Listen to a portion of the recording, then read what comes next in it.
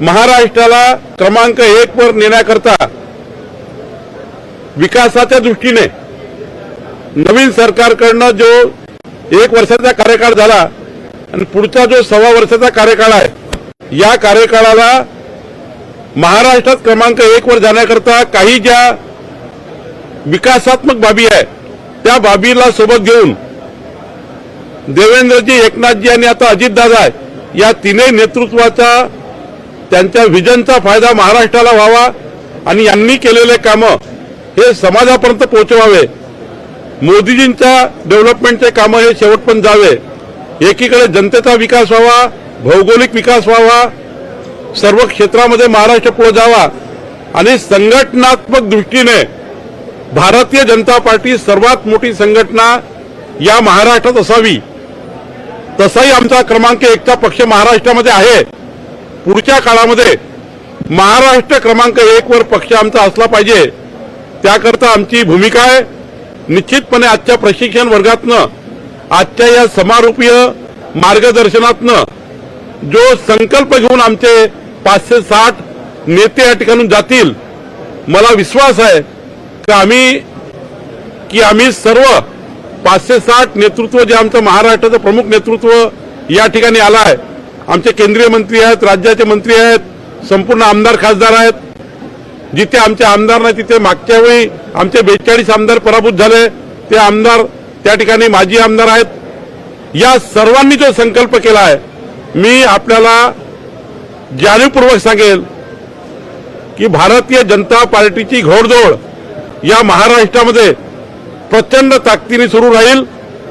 Parliament ते पंचायत पर्यंत आम्ही काम करू। येणाऱ्या सर्व निवडणुका महानगरपालिका, जिल्हा परिषदच्या, ग्रामपंचायत पर्यंत भारतीय जनता पार्टी क्रमांक 1 वर राहील आणि महायुती ही महाराष्ट्रात आणि देशामध्ये, महाराष्ट्राच्या इतिहासात आतापर्यंत कधी आम्ही नंबर गाठला नाही, तो नंबर आमची महायुती गाठेल असा मला विश्वास आहे।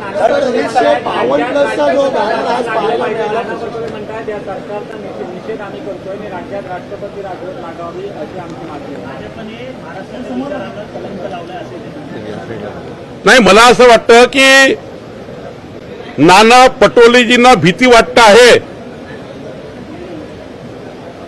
की काँग्रेस पक्षामध्ये सुद्धा जी सध्या मोठ्या प्रमाणावर अस्वस्थता निर्माण झाली आहे, सरकार गेल्याची आणि पुन्हा सरकारमध्ये येणार नाही ही चाहूल काँग्रेस पार्टीला लागली आहे आणि त्यामुळं अस्वस्थ जे त्या ठिकाणी त्यांचा एक मोठा ग्रुप आहे, तो सुद्धा पुढच्या काळामध्ये काही वेगळा विचार करू शकेल का किंवा वेगळा विचार करू शकतील का, याकरता त्याला भीती वाटत आहे।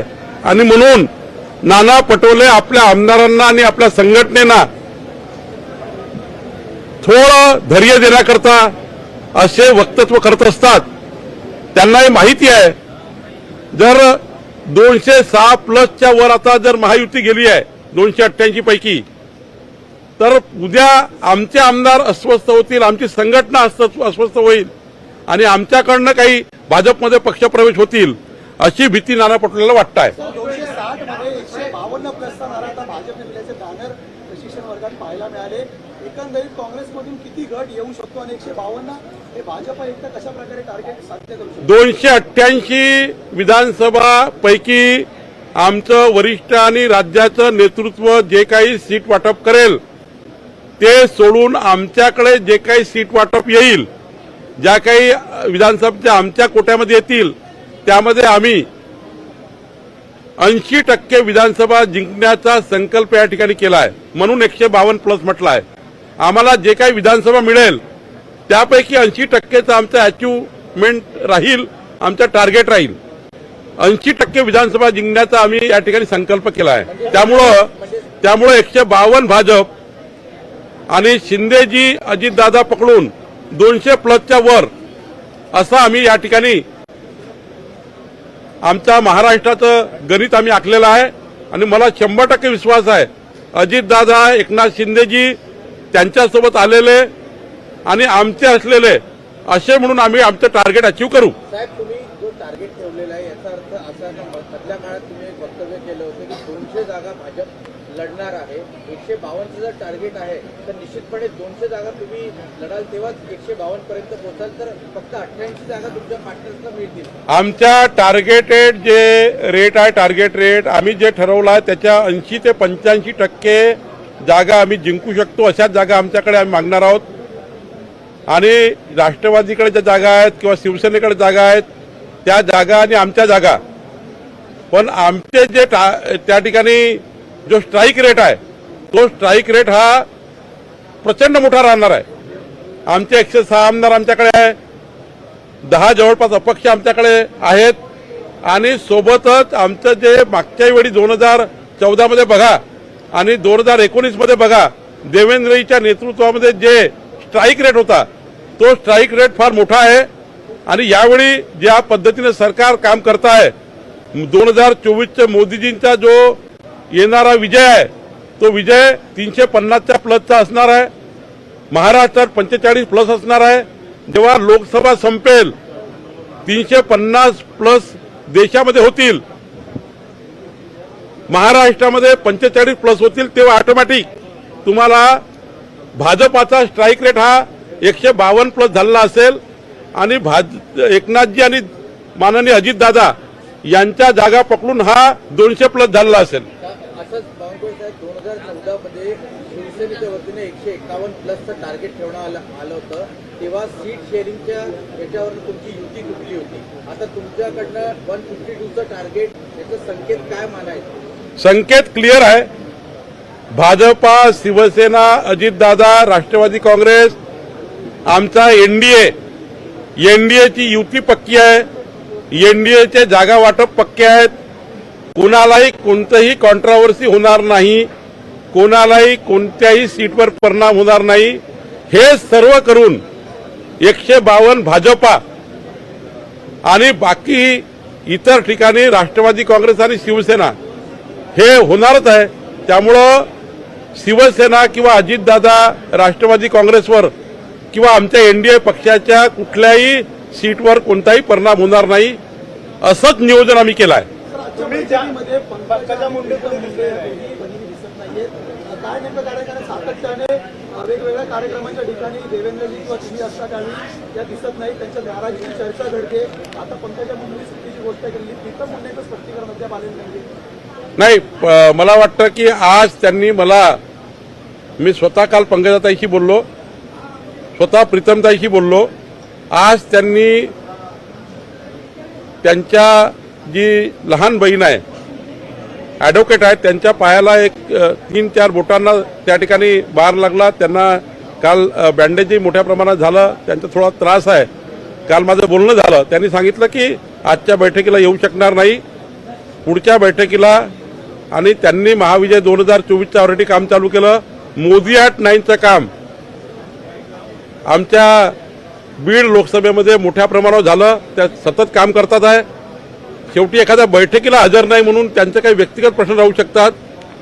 मी स्वतः बघितलं की त्यांच्या जे ॲडव्होकेट बहीण आहेत त्यांच्या पायाला 3 बोटाला हे मोठ्या प्रमाणात फ्रॅक्चर आले आहेत, त्यामुळं त्या झाल्या नाहीये. प्रदेशाध्यक्ष म्हणून कशा प्रकारे आव्हानाकडे बघताय? कारण महाविजयमध्ये एवढ्या मोठ्या जागांचं टार्गेट ठेवलेलं आहे, विशेषतः लोकसभा विधानसभेमध्ये आव्हान कसं पेलणार आहे, नेमकी स्ट्रॅटेजी काय असणार आहे प्रशिक्षण? आमच्या प्रशिक्षण वर्गामध्ये प्रत्येक बूथवर आमचा जो बूथ प्रमुख आहे हा अत्यंत महत्त्वाचा घटक आमचा आहे. प्रत्येक बूथवर 100 मताचं राजकारण आम्ही करणार आहोत. प्रत्येक समाजाला सामाजिक, राजकीय, सांस्कृतिक सर्व विषयामधनं प्रत्येक समाजापर्यंत आम्ही जाणार आहोत. या महाराष्ट्रातल्या 18 पगड जाती, 12 बलुतेदार सर्व समाजांना आम्ही सोबत घेणार आहोत. केंद्र आणि राज्य सरकारचे विकास कामं आम्ही पोहोचवणार आहोत.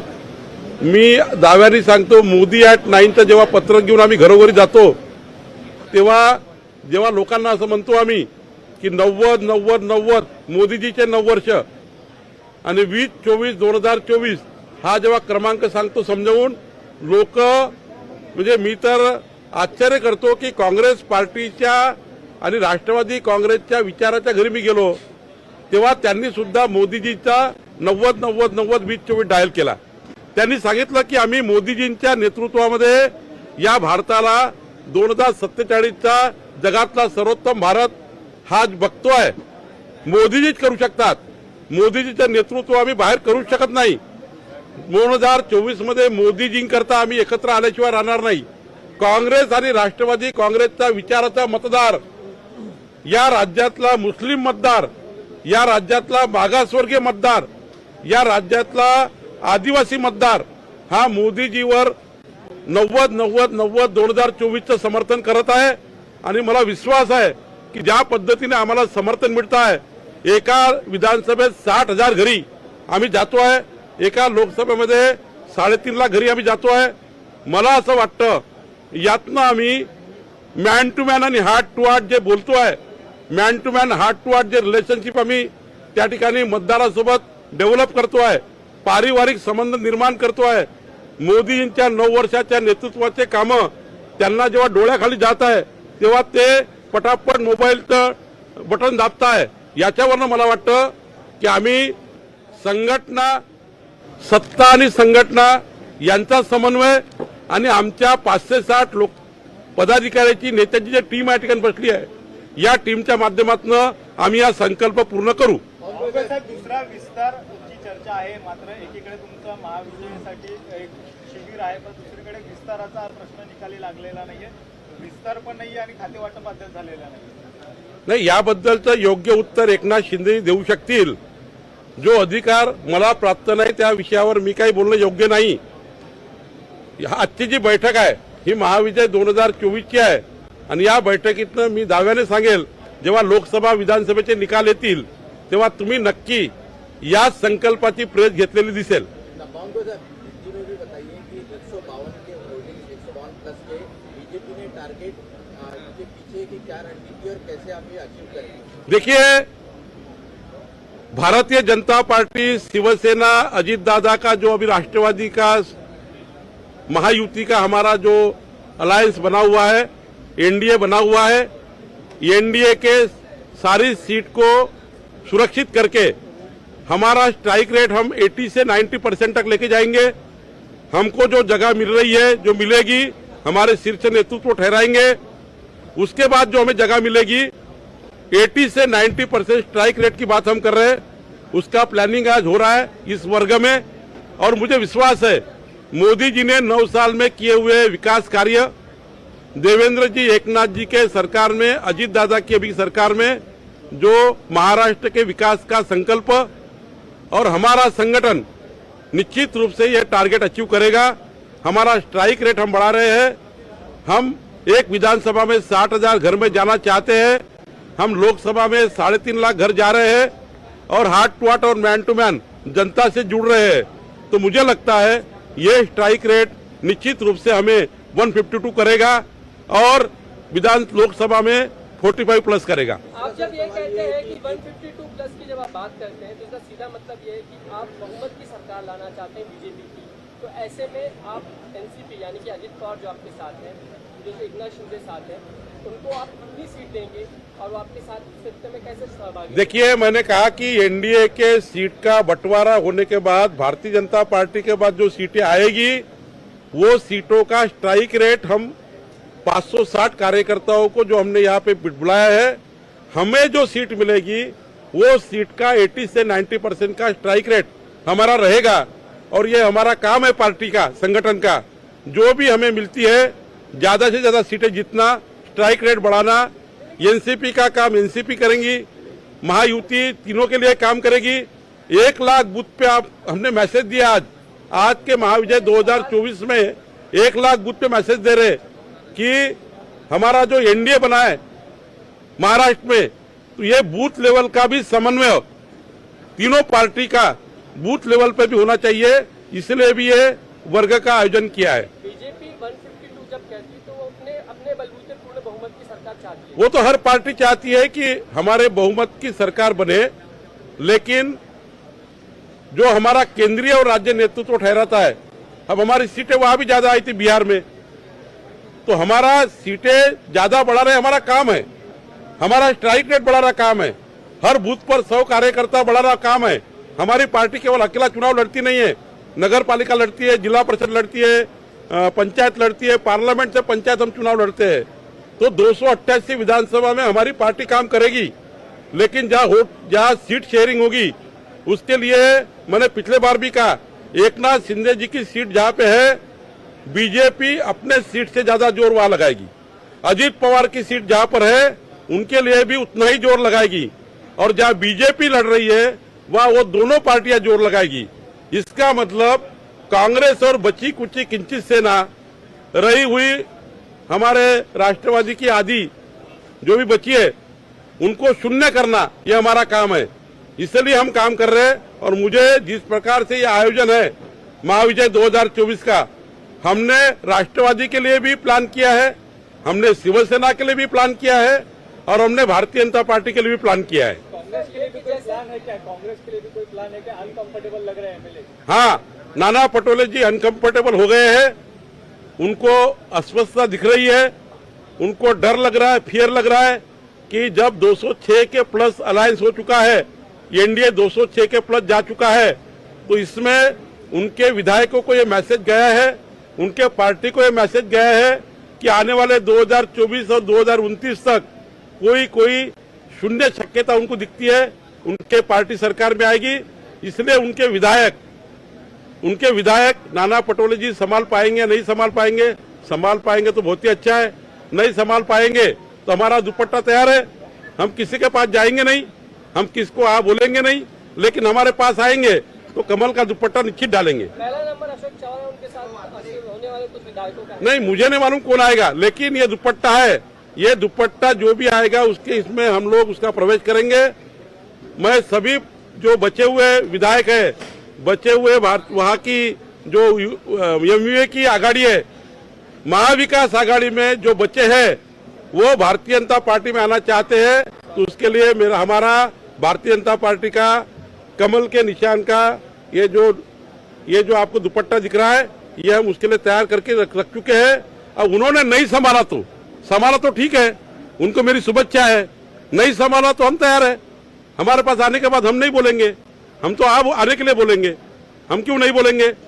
हमें जितने कार्यकर्ता बढ़ेंगे, जितने नेता बढ़ेंगे, भारतीय जनता पार्टी में स्वागत है, हमारे पास स्पेस भी है, जितने भी आएंगे उन सबको हम हमारे पार्टी में ले सकते हैं। हमारे लिए कोई वहाँ पे किसी के लिए ना नहीं है। तर तिन्ही पक्षांच्या नेत्यांची समन्वयासाठी एकत्रित बैठक होणार आहे का? होय, समन्वय समिती गठीत झाली आहे।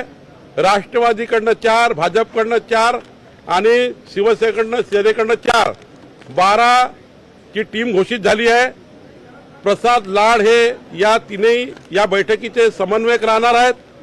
या समन्वय समितीच्या माध्यमातून सरकारमधलं जे काही शेअरिंग आहे ते शेअरिंग करण्याकरता आमचे नेते जे काही ठरवतील, पण एक समन्वय तीनही पक्षात राहिला पाहिजे, संघटनेमध्ये समन्वय राहिला पाहिजे, 1 लक्ष बूथपर्यंत समन्वय झाला पाहिजे, याकरता 12 लोकांची समिती तयार झाली आहे। तर आपण जेव्हा म्हणतात की समाजकारणसाठी सत्तेत आहात, एकनाथ शिंदे असं म्हणतात आणि पोर्टफोलिओसाठी पुढे मागे तर कुठे ना कुठे निवडून जातात असं दिसतंय। नाही, मला वाटत नाही जेव्हा अलायन्सचं सरकार येतं तेव्हा काही मंत्रिमंडळाचे खाते वाटप झाले आहेत, आमचे काही खाते कमी होणार, एकनाथ शिंदेकडून काही कमी होणार, असं म्हणून जेव्हा वाटप होतं तेव्हा थोडा वेळ लागतो। कालच मला वाटतं प्रफुल्ल पटेलजी यांनी सांगितलं आहे, आमच्याही नेत्यांनी सांगितलं, खाते वाटप वगैरे ह्या क्षुल्लक गोष्टी आहे।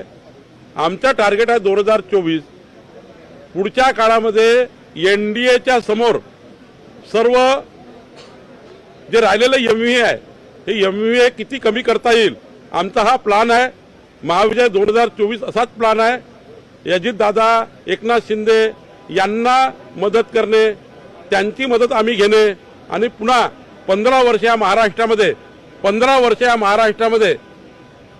अलायन्सचं सरकार असणे, एनडीएचं सरकार असणे, हाच यातला या बैठकीचा उद्देश आहे। केंद्रित एक प्रश्न हिंदी में सवाल ये है कि जिस तरीके से कल बैठक हुई, अजीत दादा प्रफुल्ल पटेल गए थे, बातचीत हुई है, क्यों वक्त लग रहा है पोर्टफोलियो के लिए? नंबर 1, और विस्तार जब तक न हो तब तक पोर्टफोलियो न दिया जाए, इसको लेकर एकनाथ शिंदे आड़े बैठे हैं, इसकी खबरें आ रही हैं, क्या सच्चाई है, वक्त क्यों लग रहा है? देखिए, मैं बार बार कह रहा हूं, सरकार में क्या होना चाहिए, क्या करना चाहिए, हमारे नेता बैठे हुए महाराष्ट्र में, और ये सब नेता मिलकर डिसाइड करेंगे। जहां तक संगठन की बात है तो संगठन में एकनाथ जी शिंदे, अजीत दादा को जिस प्रकार से अलायंस ने हेल्प करनी चाहिए और भाजपा को अलायंस की हेल्प मिलनी चाहिए, 1 लाख बूथ तक हमारा समन्वय होना चाहिए। केवल ऊपर समन्वय होने से नहीं होगा, एनडीए ऐसी नहीं चलेगी। एनडीए चलेगी तो बूथ लेवल पर 1 लाख बूथ पे भी अजीत दादा, एकनाथ जी और हमारी भाजपा ये साथ में काम करनी चाहिए। इसके लिए यह पहल है 2024 का महाविजय।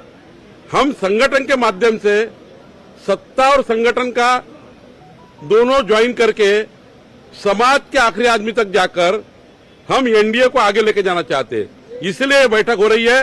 रह गई बात सरकार के लेवल का मंत्रिमंडल विस्तार, वहां के पोर्टफोलियो का जो आवंटन है, इसको हमारे नेता डिसाइड करेंगे। लेकिन इसमें कहीं तो मैसेज जा रहा है लोगों में कि 12 दिन हो गए, पोर्टफोलियो नहीं हो रहा, विस्तार नहीं हो रहा, कहीं ना कहीं अनबन है, कहीं ना कहीं टेंशन है, इसकी वजह से सारी चीजें डिले हो रही हैं। जिस दिन पोर्टफोलियो मिल जाएगी उस दिन चर्चा भी बंद हो जाएगी।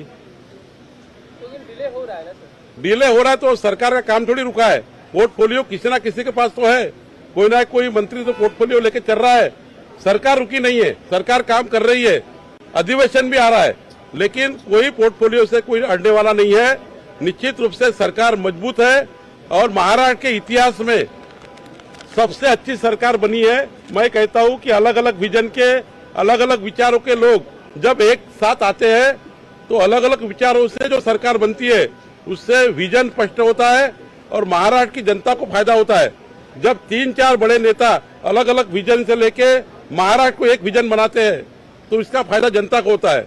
अजीत दादा, एकनाथ जी, देवेंद्र जी, तीनों की बुद्धिमत्ता को विषय अगर अपन ने बात की तो तीनों जब बैठते हैं तो महाराष्ट्र की 13 करोड़ जनता को पूरा तरह से कैसा संभाला जाए, 13 करोड़ जनता को कैसा सपोर्ट किया जाए, 13 करोड़ जनता की समस्याएं क्या है, 13 करोड़ जनता तक सरकार कैसी पहुंचे, अच्छा है ऐसी सरकार बनना।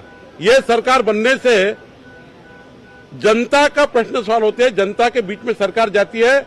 और अभी तो ये महाराष्ट्र के इतिहास में 3 कद्दावर नेता जो महाराष्ट्र को विकास का विजन रखते हैं, संगठन का भी विजन रखते हैं, जनता का भी विचार करते हैं, ऐसे 3 लोग एक आने के बाद ये सरकार बहुत अच्छा काम करेगी। आगे चल के ये सरकार का जो ऑडिट अगर करेंगे तो महाराष्ट्र की जनता महाविजय 2024 में एनडीए को बहुत ज्यादा वहां पर बहुमत देगी, ऐसा मुझे लगता है। एक आखिरी सवाल कि आप समन्वय समिति बना रहे हैं, सब तीनों बन गई है। कौन कौन होंगे उसकी रूपरेखा क्या है? इससे जोड़कर सवाल ये, जिस तरीके से अदिति तटकरे को लेकर गोगावले नाराज हो जाते हैं या और जगहों पे अनबन दिखती है, क्या ऐसे मुद्दों को ये समिति सॉल्व कर पाएगी? मैं बार बार कह रहा हूं कि छोटे मोटे चीजें, छोटी मोटी बातें, एक परिवार जहाँ है, 4 भाई एक घर में है, छोटी मोटी बातें होती रहती है। हम सबका महाविजय का महाविजन क्या है कि महाराष्ट्र का विकास करना चाहिए। कौन पालक मंत्री कहाँ बनेगा, कौन मंत्री बनेगा, कौन नहीं बनेगा, ये हमारे सामने टारगेट नहीं है। हमारा टारगेट है कि हमारे सत्ता ये एक चाबी है डेवलपमेंट की, ये चाबी से ये महाराष्ट्र का विकास होना चाहिए। और कौन मंत्री बनेगा, कौन नहीं बनेगा, इससे ज्यादा महाराष्ट्र का कैसा भला हो, महाराष्ट्र की जनता को कैसी सरकार पहुंचे, महाराष्ट्र की जनता में कैसा विकास हो, यही एजेंडा है हमारा। पंकजा मुंडे भी न पहुंचे, प्रीतम मुंडे भी न आए, ऐसी क्या नाराजगी? पंकजा ताई, प्रीतम जी, मैं दोनों से बात कर चुका हूँ। मैं कल भी बात कर चुका हूँ, 8 दिन पहले भी बात कर चुका हूँ। मुझे आपको बताने के लिए कोई प्रॉब्लम नहीं है। उनकी छोटी जो दीदी है हमारी, उनके 3 उंगली में थोड़ा सा फ्रैक्चर आ चुका है और चलने के लिए दिक्कत हो चुकी है। संभालने वाली माननीय प्रीतम ताई और माननीय पंकजा ताई भी है। निश्चित रूप से उन्होंने कहा कि ये बैठक में मैं नहीं भी हूँ तो भी उन्होंने महाविजय 2024 का पूरा और पिछले बार जो मोदी हाट 9 का सबसे अच्छा काम बीड़ जिला में किया, मुझे अभिमान है कि उन्होंने, प्रीतम ताई और पंकजा ताई ने पूरी ताकत से महाविजय 2024 का भी प्लान बनाया और साथ में उन्होंने मोदी हाट 9 के कार्यक्रम जो किए, ये महाराष्ट्र में सबसे अच्छे कार्यक्रम किए।